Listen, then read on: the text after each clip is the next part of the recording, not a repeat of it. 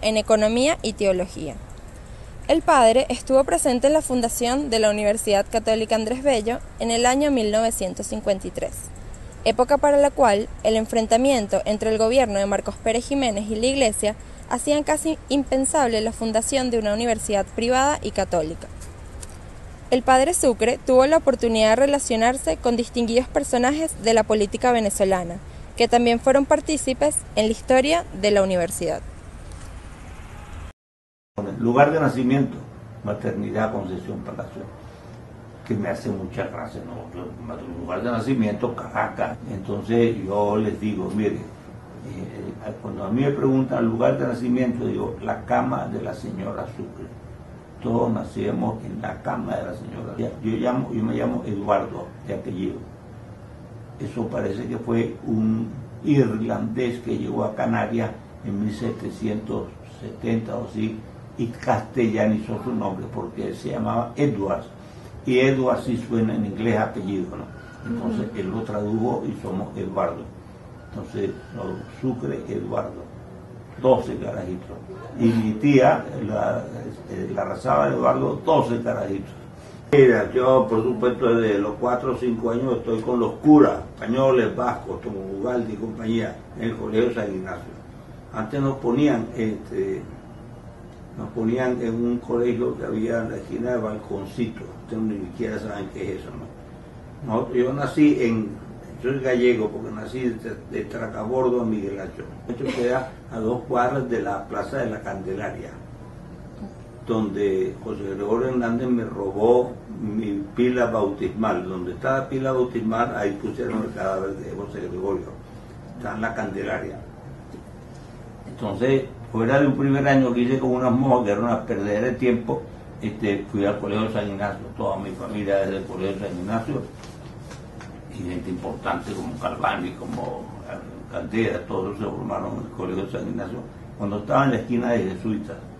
O sea, mi formación en Venezuela fue en la Compañía de Jesús, en el Colegio San Ignacio, de kindergarten hasta el 5º año de bachillerato. Yo tuve una formación de lujo. En aquella época mandaban a los venezolanos a Europa.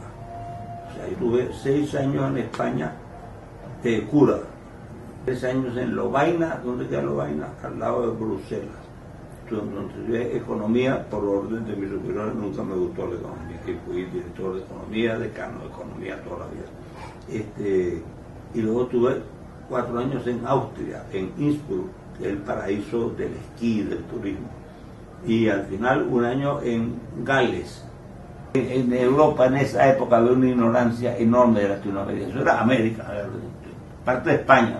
Tenían muy poco conocimiento. Cuentan una vez que alguien le vio a un señor que viajaba a América y le dio una carta para un primo en Argentina, y el señor venía a Venezuela. O sea, para ellos América era América, como unos indios, ¿no? Tenían muy poco conocimiento. Una vez en Viena, cuando estaba estudiando alemán para ir a hacer teología en Innsbruck, un cura me preguntó qué diferencia había entre españoles y latinoamericanos, que es una buena pregunta, ¿no? Entonces yo le respondí, mire, ellos son muy parecidos, son más o menos como los de Viena y los de Berlín, por poco me pega. Porque ellos, para usted, son alemanes, pero que va, los alemanes de Berlín son alemanes y los del sur son como italianos, o sea, ¿cierto? ¿Me entiende la comparación, no? Entonces yo le dije, los latinoamericanos y los españoles somos muy iguales, como los de Berlín, los de Viena, por poco me pega. Cuando estaba en Innsbruck, en la Facultad de Teología, era parte de la Universidad de Innsbruck. Entonces organizaron un equipo para que ganara y fuera a representar a la universidad a Viena. Entonces nosotros dijimos, nosotros somos unos viejos, ya tenemos 30 años, 28 años, ellos son unos carajitos de 18 años. Pero uno de los jesuitas nos animó, porque no vamos a jugar, vamos a meterlo. Nos metimos, todos eran vascos, y yo que soy vasco también, había un portero que era un muchacho de un colegio austríaco, y un austríaco, todos los demás eran españoles, compañeros míos, ¿no? Yo era español también. Me animaron, pues yo estaba operado de la rodilla y quedamos invictos. éramos todos los partidos. A esa que no le gustaba Roma, mandaba ¿cómo se llama? El padre general de la Compañía de Jesús, que es el superior mayor de todo. Le mandó una carta de regaño al rector. Hemos entendido eso en latín, nos admiramos de que algunos teólogos hayan participado en un evento deportivo con seglares, estaba prohibido, con seglares, con gente que no eran curas. Y además triunfa reportarse de quibus gloriando, y además triunfaron de los cuales se glorían, y nosotros decimos, coño, yo quería que perdiéramos el campeonato. Me metí a cura cuando me gradué de bachiller, el año 45, entonces tuve 2 años en Los Chorros, que era donde estaba el noviciado, que ahora es Club Hebraica, solo metimos a los hebreos, y después tuve 6 años en España, donde hice latín, griego, la carrera jesuítica antigua, que era mejor que la moderna, mucho latín, mucho griego, muchas humanidades, castellano, saber hablar en público, y 3 años de filosofía. Tuve 2 años en la casa de San Ignacio de Loyola, donde nació en Guipúzcoa, allá en el norte de el País Vasco, donde son Ugalde y compañía, toda esta gente. Entonces cuando se termina la filosofía, antiguamente sobre todo lo mandaban a uno a los colegios a bregar con los muchachos. Eso lo llamaban maestrillos. O sea, eran pichones de cura y habían hecho votos, pero no estaban ordenados, les faltaba teología. Entonces interrumpían los estudios, nos mandaban a un colegio a bregar con los muchachos. Y eso, como eran muchachos, nosotros éramos muchachos de 26, 27 años, éramos los que llevábamos al colegio prácticamente, porque los muchachos se sintieron más a gusto con nosotros. Entonces a mí me mandaron a hacer maestrillo en el Colegio San Ignacio. El Colegio San Ignacio, el año 53, se mudó a Chacao, pero no había sitio para todos porque estaba en construcción todavía. Entonces el 3er y 4er de bachillerato quedaron en jesuitas.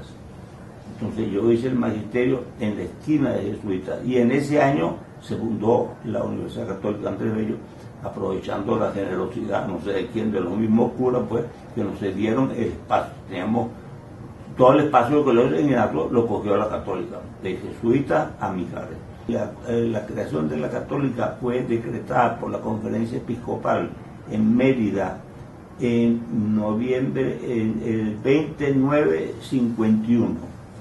El 51.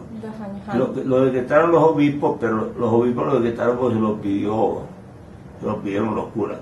O sea, pues les dijeron, ordénenos a hacer una universidad católica. El fundador de la Universidad Católica, de parte de la Compañía de Jesús, fue el padre Carlos Guillermo Plaza, una familia de esas típicas caraqueños que nacieron al lado de la catedral, pues eran los viejos caraqueños. Él es hermano de Juan Bautista Plaza, que ustedes no conocen, pero es un médico, un músico muy conocido venezolano, de música venezolana, pero de cierta categoría. Y había otro que se llamaba Eduardo. Entonces él fue el fundador del colegio de la BEC, Asociación Venezolana de Educación Católica, que es muy importante, y el fundador del colegio de la Universidad Católica. Entonces el decreto de los obispos, el orden de que nos mandaron crear una universidad fue el 2951. Hubo una cierta oposición de los mismos católicos de la creación de la universidad, entre otros nuestro amigo Rafael Caldera, porque él quería que los muchachos se formaran en la central, en la brega, ¿no? Con la brega política, y que aquí iban a estar como en un convento, ahí como un colegio de gimnasio prolongado. A Caldera no le gustaba la idea. Nicolás Navarro era obispo de Caracas, fue un gran señor, un gran historiador, y él se opuso bastante, porque decía que no teníamos doctor y esto es suficiente. Se opuso a que la llamáramos Andrés Bello, y le gustaba más a la Santa María, que no tenía un nombre católico. Y ¿qué otra cosa se oponía? Porque no había facultad de teología. Eran críticas un poco absurdas, ¿no? Pero bueno, pero críticas fuertes, y él era obispo auxiliar de Caracas, no era el arzobispo, ¿no? Okay.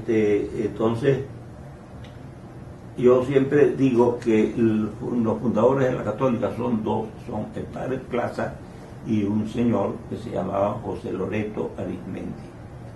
Dos personas desconocidas. José Loreto Arizmendi era un super escuálido que vivía en el country club. Cuando usted atraviesa el country club, pasa por la casa y sigue para arriba, ¿no han estado una vez? Hay una caballeriza y la última casa era la casa de José Loreto Arizmendi, que era un palacio medieval, una belleza. Entonces José Loreto les dijo a Marcos Pérez Jiménez que con la ley de universidades que se estaba a punto de aprobar, no se podían crear universidades privadas porque no se contemplaba. Entonces los dos convinieron dijeron en meter un clavo, una frase que dijera el Ejecutivo podrá decretar la creación de universidades privadas, más nada. Fueron al Congreso, a Vallenilla, y el Congreso, como ahora, muy obedientemente aceptó el clavo, y así salió la ley.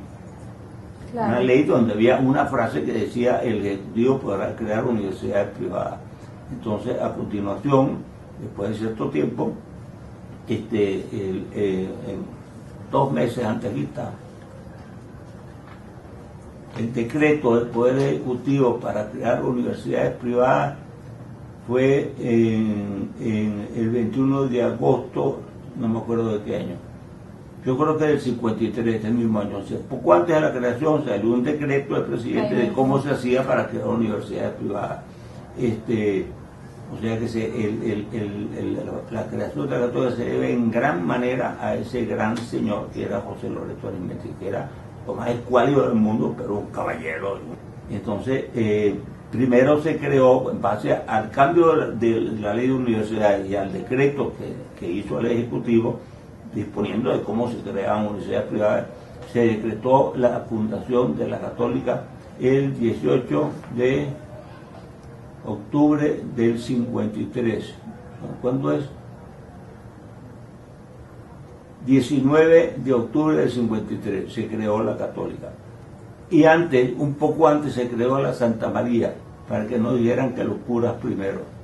Yo era maestrillo en el Colegio San Ignacio, yo estuve presente en el acto de instalación de la Católica. Yo estuve presente porque era un carajito que era del Colegio San Ignacio, del rabo del Colegio San Ignacio, que quedó en jesuita. Este es un documento precioso, lo que pasa es que me va a costar leerlo bien, que es el decreto que plasma pues lo que pasó ese día. A ver si lo puedo leer porque no he conseguido una fotocopia más grande. En Caracas, el día 24 de octubre de 1953, estando presente el ciudadano ministro de Educación José Loreto Arizmendi, el excelentísimo señor nuncio de su santidad Lombardi, el monseñor Rafael Arias Blanco, arzobispo coadjutor de Caracas, monseñor Navarro, ese que se oponía, ¿quién más está? Monseñor Adán, obispo de Valencia, y después, bueno, a continuación, el rector de la Central, que era Pedro González Rincones, el rector de la Santa María, y después aparece el ciudadano presidente del ilustre Consejo Municipal de esta ciudad, señor Andrés Sucre, mi señor padre. No era nada perejimenista, el que al principio Perejiménez era muy decente, ¿no? Entonces lo hicieron, él nunca tuvo nada que ver con la política, pero lo hicieron presidente del Consejo Municipal, y aquí está, que estuvo presente en el acto. Ese es el día de la instalación, el acta de la instalación de la universidad, en la que yo estuve presente como un carajito, porque era del maestrillo del Colegio San Ignacio. Por supuesto, la Católica empezó un poco como un colegio, y la gente se burlaba un poco. Una prueba de eso fue, voy a dar una prueba nada más, o puedo dar dos. En Lovaina, donde yo estudié, en clase, los profesores empezaban la clase en nom du Père et du Fils et du Saint-Esprit, se persignaban al empezar la clase en Lovaina. Aquí algunos profesores se persignaban también, Alicia Escarbani creo que lo hacía. Pero el cuento más bonito, que indica un poco el ambiente de la época, es que los muchachos se fueron, no sé, el 19 de diciembre se desaparecieron y la clase terminaba el 21. Entonces el superior llamó a las familias diciéndole que tenían que venir a clase y no los votaban. Entonces imagínense hoy, ¿no? O sea, era un poco como un colegio, ¿no? Católica, para mi gusto, es muy católica y es muy poco católica. O sea, es muy católica, pero no hay... ¿Ustedes la han obligado a ir a misa alguna vez en su vida? Nunca en la vida, ¿no? Y usted tiene clases de teología, no tiene. Han metido una materia, historia, ¿cómo es?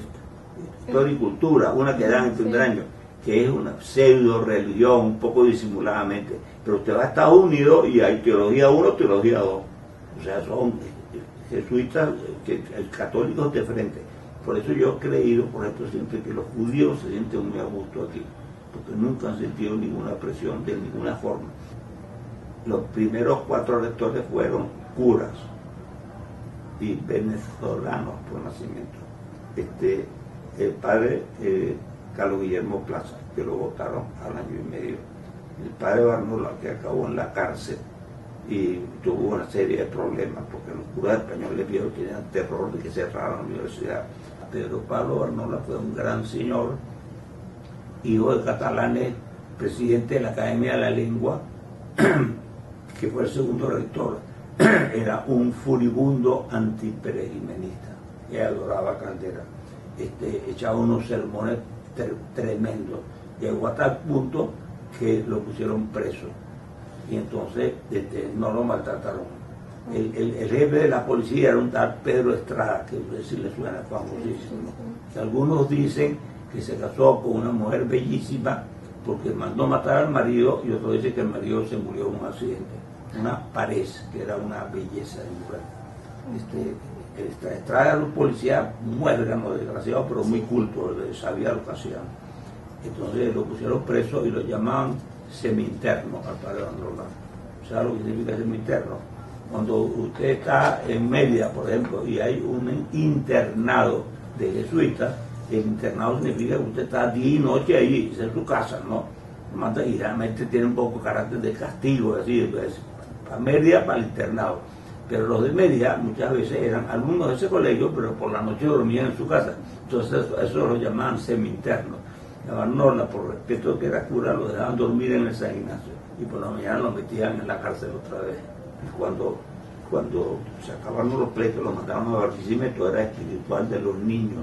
Entonces la primera promoción dijeron, no nos graduamos si no nos viene a graduar Barnola. O sea, era un rector que estaba escondido, pues estaba de permiso, por así decirlo, y lo graduó. Pío Bello, un jesuita venezolano de Guatiro, de Guarena, de uno de los 2 sitios, que fue el único gran conflicto que hubo en la Católica. A usted ni le suena, ¿no? 72 fue la primera vez que hubo un conflicto de verdad, y fue un conflicto de curas, pelea entre curas. Hubo una huelga de hambre, se suspendieron las clases, han oído hablar de eso, se suspendieron las clases durante un mes.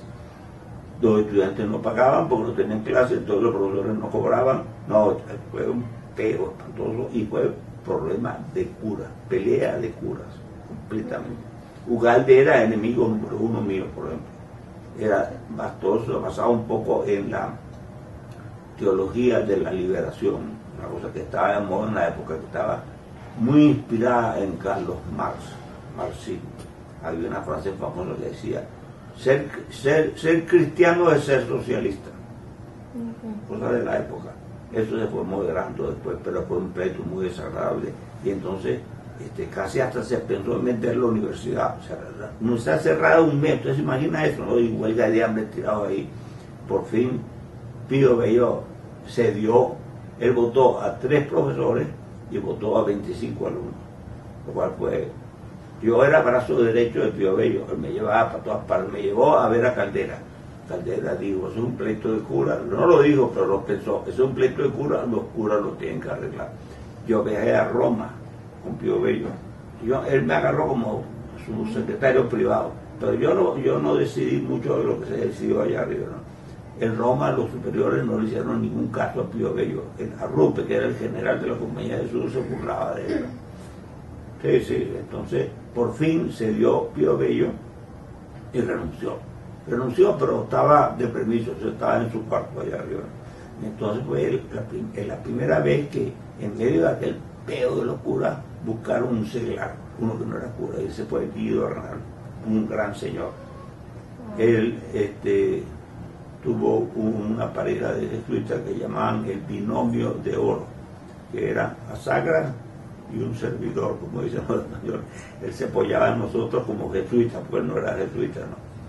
No, Guido fue un gran señor, tiene Alzheimer, pobre, no sé, ese fue, estaba en un grado con él, y uno de ingeniería, una niña, un niño, se graduó y dijeron cum laude, por haber obtenido un promedio general de 18 puntos, este alumno se ha hecho acreedor a la mención honorífica cum laude de ingeniería. Entonces eso fue como 15 años después de que se graduara Guido. Guido me dijo que este es el segundo cum laude de ingeniería, el primero fue él, que fue el primer rector civil seglar de la universidad. Guido Bernal, una gran persona, ingeniero muy ordenado. Y parte del problema no fue solo la teología de la liberación, el pleito de locura, sino que también la católica venía fundada en forma un poco de colegio, y era un poco como colegio, y en el estatuto, que es la ley interna de la católica, el rector tenía plenos poderes para casi todo. Si era prudente debía consultar, pero decía, usted es directora de comunicación, tenía derecho a hacerlo. Hubo un momento en que era así directo, y otro momento en que tenía que oír al consejo universitario, pero tenía plenos poderes, ¿no? Y eso se acabó, y eso estaba mal, era una monarquía al estilo de un colegio de San Ignacio, ¿no? Que te votan a ti porque te portas mal. Él votó a 25 alumnos, no los votó, sino les prohibió reinscribirse, que es lo mismo. Entonces la gente no lo aceptó, y yo creo que se equivocó Pío Bello en eso. Entonces fue el primer rector, fue él, y después vino Ugalde, que tuvo también 20 años. Tenemos a un pastoreño, el actual rector es de la Pastora, se nota. Yo siempre digo que es menos vasco que Ugalde. Los profesores fundadores. Edgar Sanabria, el que sale en la foto ahí, el flaco Sanabria, que era simpaticísimo. Ese decía que él no se casaba porque no quería alimentar a una persona que no era de su familia.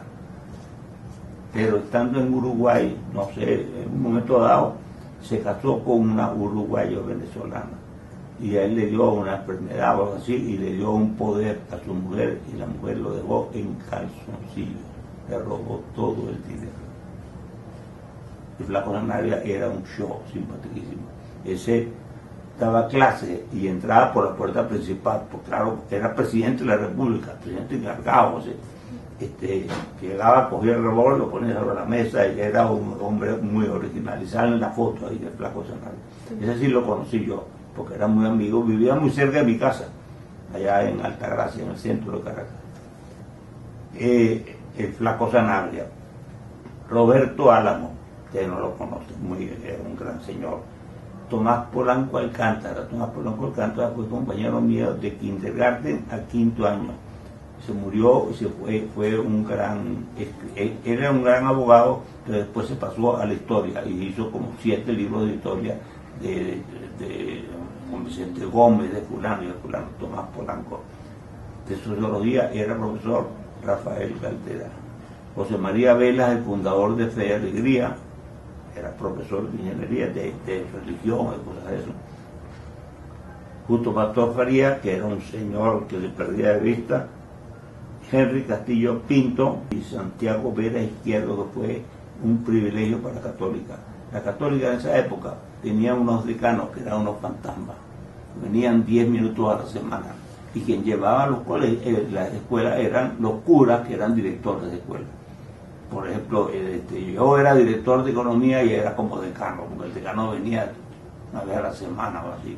Y alumnos, creo que lo tengo apuntado por ahí, fueron 67 en Derecho, 95 en Ingeniería, alumnos fundadores, 95 en Ingeniería, y en preuniversitario 155, para que hubiera alimentación de gente que viniera. Crearon un colegio San Ignacio distinto desde allá, distinto pero igual, pero era distinto. Era el colegio San Ignacio del centro de Caracas, y aquel era el centro San Ignacio, el colegio San Ignacio de Chacao. Y eso lo hicieron para tener gente para que entraran a la católica, que después desapareció al poco tiempo. De la primera promoción de ingeniería salió Guido Arnal. Es bueno decir, y eso creo que se sabe poco, que casi los primeros estudiantes que se levantaron contra Pedro fueron los de la católica, antes de los de la central. Y en la católica, una serie de profesores firmaron una cosa en protesta, y los curas españoles viejos estaban aterrados porque como la católica era muy joven, Pedro Jiménez los podía liquidar, cerrar la universidad, pero casi los primeros que se levantaron contra Pedro Jiménez fueron profesores y estudiantes de la católica. Se atrevió a crear universidades privadas, ese gran mérito de Pedro Jiménez, pero después se fue echando a perder el ambiente, todo cuando él hizo una votación que perdió y hizo trampa de frente, y empezó la guerra contra Pedro Jiménez, y hubo dos mártires famosos de Pedro Jiménez, que son Ruiz Pineda y Pinto Salinas. Ruiz Pineda en la calle lateral a la autopista que va de ahí a la Plaza de Venezuela, que suele ser una alternativa buena porque casi nunca hay tráfico. Ruiz Pineda fue un mártir de los ADECO, de Estrada y compañía. Y el otro mártir fue un Pinto Salinas, que era una familia de 12 hermanos, como yo, 12, que vivían muy cerca de mi casa. Todos eran adecos menos el cura. Había un cura capellán de la universidad, como el padre de Baquedano ahora. Él era copellano. Los demás, todos sus hermanos eran adecos. Y a él lo mataron y ese es el nombre de Pinto Salinas. Yo siempre distingo entre dictadores buenos y dictadores malos. Los buenos también son una plasta, pero son buenos, ¿por qué? Porque hacen muchas cosas. Pedro Jiménez fue un dictador y acabó mal, acaban mal todos, ¿no? Y justicia y cosas de eso, pero Pedro Jiménez hizo la autopista de Caracas a La Guaira, Jiménez hizo la avenida Bolívar, Pedro Jiménez hizo el silencio no, se le hizo Medina, hizo las torres, hizo Fuerte Tiuna, hizo miles de cosas. Juan Vicente Gómez era un déspota absoluto. Fue el creador de Venezuela, porque Venezuela eran guerrillas y guerrillas y guerrillas y guerrillas, y él puso orden a base de machetes. Ciertos dictadores que se reúnen de lo mejor de la sociedad. José Loreto era súper escuálido, y Gómez se reunió de ministro.